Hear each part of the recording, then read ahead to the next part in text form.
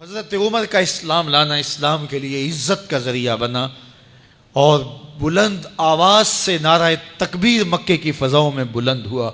40 مسلمان جب ہو گئے تو پھر میرے رب نے کہا یا ایھا النبی حسبک اللہ، اے نبی تمہارے لیے اللہ کافی ہے، ومن اتبعک من المؤمنین، اور تمہارے لیے اہل ایمان کافی ہیں۔ حضور علیہ السلام کے حوالے سے ان کی حساسیت اور ان کا جوش و جذبہ اور ان کی غیرت ایمانی دیدنی تھی۔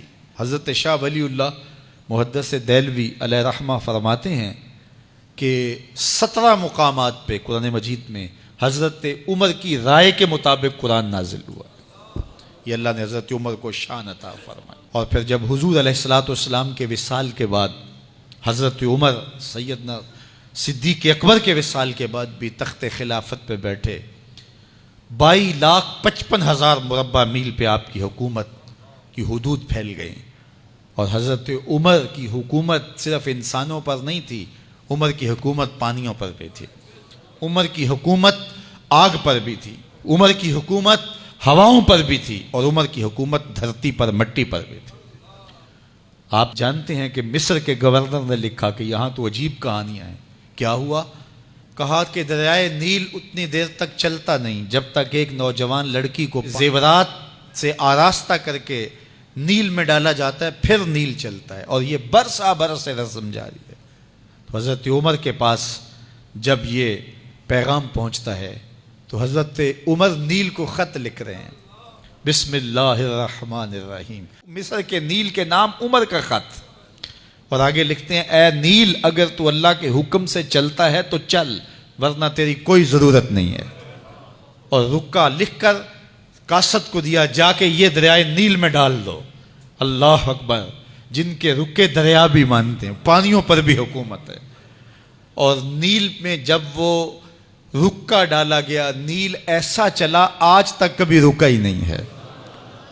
پانیوں پر حکومت، ہواؤں پہ حکومت۔ مسجد نبوی کا ممبر ہے، عمر خطبہ دے رہے ہیں، عراق کے علاقہ نہاوند میں جنگ ہو رہی ہے، مدینے سے 1 مہینے کی مسافت ہے، 1 مہینہ مسلسل چلیں تو نہاوند آتا ہے۔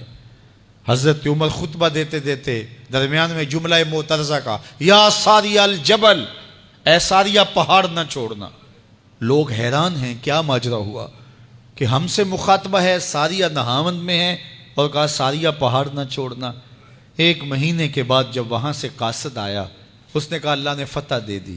کہا کیسے؟ کہا پہاڑ کو چھوڑ کر دشمن پر ٹوٹنے لگے تھے، آگے بڑھنے لگے تھے، ان پر حملہ آور ہونے لگے تھے۔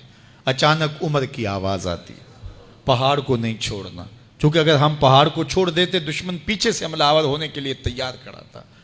تو کہا بس ہم پہاڑ کو اپنی پشت پہ پھیر رکھا، اور اللہ نے اسی دن ہمیں فتح عطا کر دی۔ ہوائیں بھی ان کا پیغام پہنچاتی ہیں، پانی بھی ان کا حکم مانتے ہیں۔ اس زمانے میں فائر بریگیڈ سسٹم نہیں تھا، لیکن ایک آگ بڑھتی آ رہی ہے شہر کی طرف، لوگوں نے حضرت عمر کو بتایا، امیر المومنین آگ پھیلتی آگے بڑھتی چلی آ رہی ہے اور شہر کو اپنے قابو میں لینے والی ہے۔ عمر اپنی چادر اتارتے ہیں اور حضرت تمیم داری کو دیتے ہیں، کہا یہ چادر لے جاؤ اور ایسے ایسے کرو، آگ پیچھے بھاگتی چلی جائے گی۔ تو چادر ہلاتے جاتے ہیں حضرت تمیم داری، اور آگ پیچھے بھاگتی چلی جاتی۔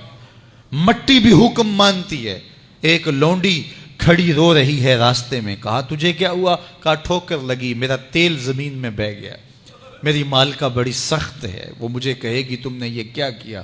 عمر درہ زمین پہ مارتے ہیں، فر الارض الم عادل علیک، زمین عمر نے تیری چھاتی پہ عدل نہیں کیا؟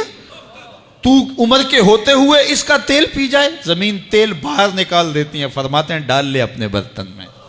تو یہ عمر کے ان کا حکم مٹی بھی مانتی ہے، ان کا حکم ہوائیں بھی مانتی ہیں، دریا بھی مانتے ہیں، ان کا حکم پانی اور آگ بھی مانتی ہے۔ وہ عمر، میرے حضور فرماتے ہیں ان الشیطان یفر من ذل عمر، میرا عمر وہ ہے جس کے سائے کو دیکھ کے شیطان بھی بھاگ جاتا ہے۔ حضرت عمر رضی اللہ تعالیٰ عنہ نے ایک بہترین نظم و نسق دیا اور امور سلطنت کو اس انداز سے منظم کیا۔ ایک غیر مسلم مفکر کہتا ہے اگر اس امت کو ایک اور عمر مل جاتا پوری دنیا پہ حکومت مسلمانوں کی ہوتی۔ ایک دن مسجد نبوی سے باہر حضور تشریف لا رہے تھے، دائیں ہاتھ میں حضرت ابو بکر کا ہاتھ تھا، بائیں میں حضرت عمر کا ہاتھ تھا، ایسے باہر کی جانب آ رہے تھے۔ دروازے سے کوئی بندہ داخل ہوا تو اس کو دیکھ کے حضور نے فرمایا ہا کازا نبعث یوم القیامہ، قیامت کے دن جب قبروں سے اٹھائے جائیں گے ہم ایسے ہی اٹھیں گے، میرے دائیں ہاتھ میں ابو بکر کا ہاتھ ہوگا، بائیں میں عمر کا ہاتھ ہوگا۔ اللہ اکبر۔ جے شک ہووی تے چل مدینے، جے شک ہووی تے چل مدینے، آ ویکھ لے جوڑ مزاراں دا، بن یار نبی دیاں یاراں۔